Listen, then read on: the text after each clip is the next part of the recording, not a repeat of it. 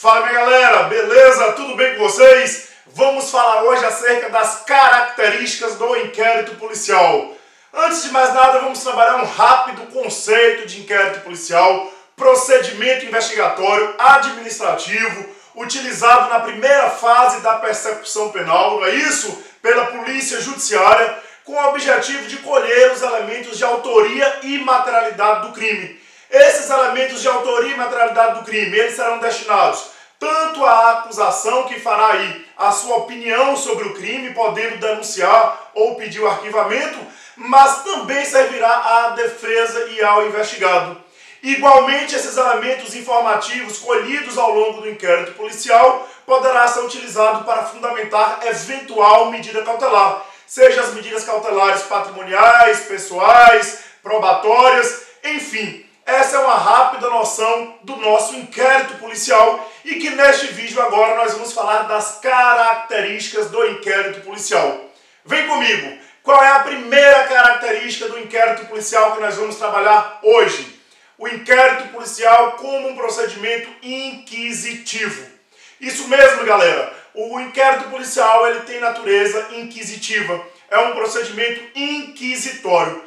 Não obstante, eu não falo mais no inquisitivo medieval, no inquisitivo arbitrário, eu falo em inquisitivo constitucional, porque o inquérito ele também visa garantir direitos fundamentais, porém eu não posso falar que o inquérito policial tem o contraditório, tem ampla defesa, nos mesmos termos que eu tenho no processo judicial. Não obstante a louvável e crescente participação do advogado no inquérito policial, eu não posso falar, não posso afirmar que há contraditório, que há ampla defesa, assim como há no processo judicial, no inquérito policial.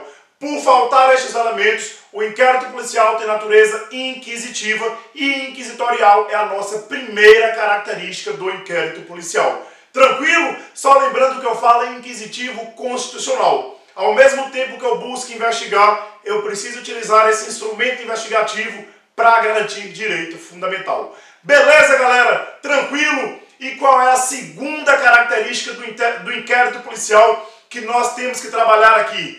O inquérito policial como um procedimento informativo. Essa é a nossa segunda característica. Por que informativo, professor?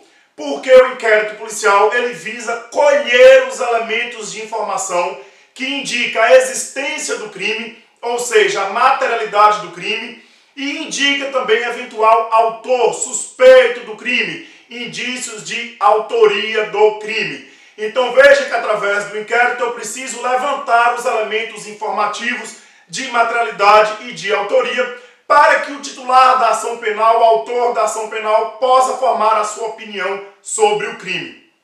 Neste ponto vocês vão notar a observação sobre o artigo 155 do Código de Processo Penal. Veja lá, o inquérito policial ele objetiva colher esses elementos informativos de autoria e materialidade.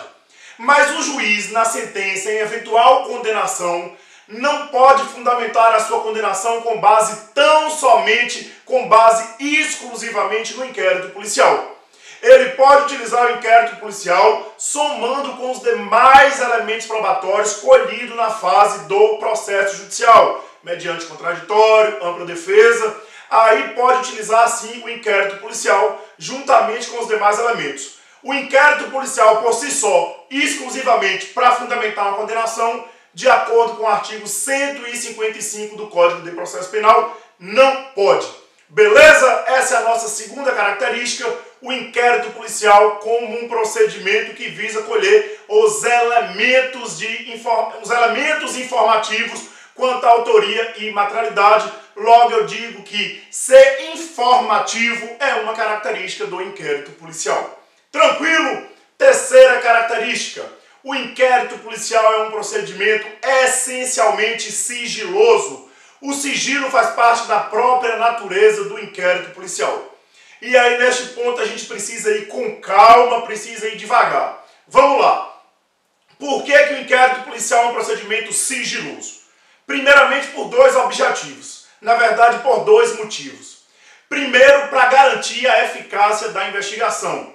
Veja que, se a defesa, se o investigado sabe que eu estou com diligências em andamento durante o curso dessas diligências, provavelmente eu não vou ter a eficácia almejada em relação à diligência. Então, o primeiro motivo, a primeira justificativa para o inquérito policial ser um procedimento sigiloso é garantir a eficácia das diligências, é garantir a eficácia da investigação. O segundo motivo é preservar direitos fundamentais do investigado, como, por exemplo, a imagem do investigado, a honra do investigado, a sua privacidade, enfim, direitos fundamentais do investigado. Agora o seguinte, galera, nós precisamos dividir o sigilo em sigilo externo e sigilo interno. Vamos entender essa história aqui, o que significa o sigilo externo e o que significa o sigilo interno. O sigilo externo do inquérito policial, ele é dirigido às pessoas alheias à investigação, às pessoas que não têm nada a ver com a investigação, como, por exemplo, a mídia. Esse sigilo externo, ele visa justamente, como eu falei no início, garantir tanto direitos fundamentais do investigado, como a própria eficácia da investigação. Contudo, ele não é absoluto. Por vezes, o interesse coletivo, o interesse da coletividade ou até mesmo o interesse da investigação vai pedir, vai exigir que haja publicidade naquela diligência. Então, quando o interesse coletivo ou quando o interesse da própria investigação assim demandar, como o sigilo externo não é absoluto, aí eu tenho a possibilidade onde eu vou ter a divulgação do inquérito policial pelos sujeitos alheios à investigação, como, por exemplo, a mídia.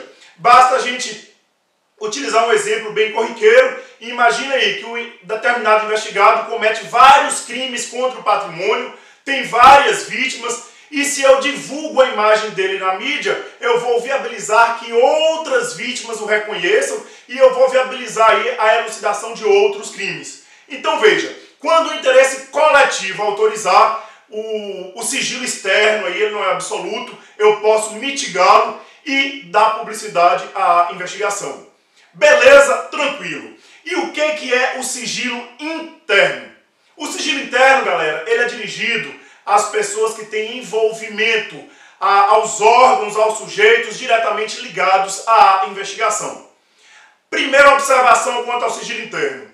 Eu não o aplico nem em relação ao membro do Ministério Público, nem em relação ao membro do Poder Judiciário. Então veja, eu não falo de sigilo nem para o promotor, nem para o juiz. O sigilo interno, ele não é aplicável nem para o promotor, nem para o juiz, que pode ter acesso a todo o conteúdo do inquérito, sempre quando requisitar ou sempre quando for necessário. E o advogado, como fica a situação do advogado em relação ao sigilo interno? Veja lá, o advogado e o investigado, eles poderão ter acesso ao inquérito policial, eles poderão ter vistas aos elementos do inquérito policial, desde que não haja diligência em andamento. Então veja, em relação às diligências já concluídas e documentadas, a defesa pode ter acesso. Se a diligência ainda estiver em andamento, em relação àquela diligência em andamento, a defesa não poderá ter acesso, justamente para eu garantir a eficácia da diligência. Nesse sentido, nós temos a súmula vinculante 14 do STF e o próprio Estatuto do OAB, que em 2016 foi alterado, garantindo a prerrogativa do advogado de participar de atos do inquérito policial, dando aí direitos ao advogado em relação à sua participação junto à investigação policial, contudo, somente em relação às diligências já concluídas, já documentadas, diligências em andamento, diligências ainda não concluídas, é possível sigilo interno total em relação à defesa. Neste ponto, vocês vão ler o artigo 20 do Código de Processo Penal, que fala que cabe ao delegado de polícia, cabe à autoridade policial decretar, quando for o caso, o sigilo da investigação, o sigilo do inquérito policial. Beleza? Vamos para mais uma característica do nosso inquérito policial. O inquérito policial é um procedimento escrito.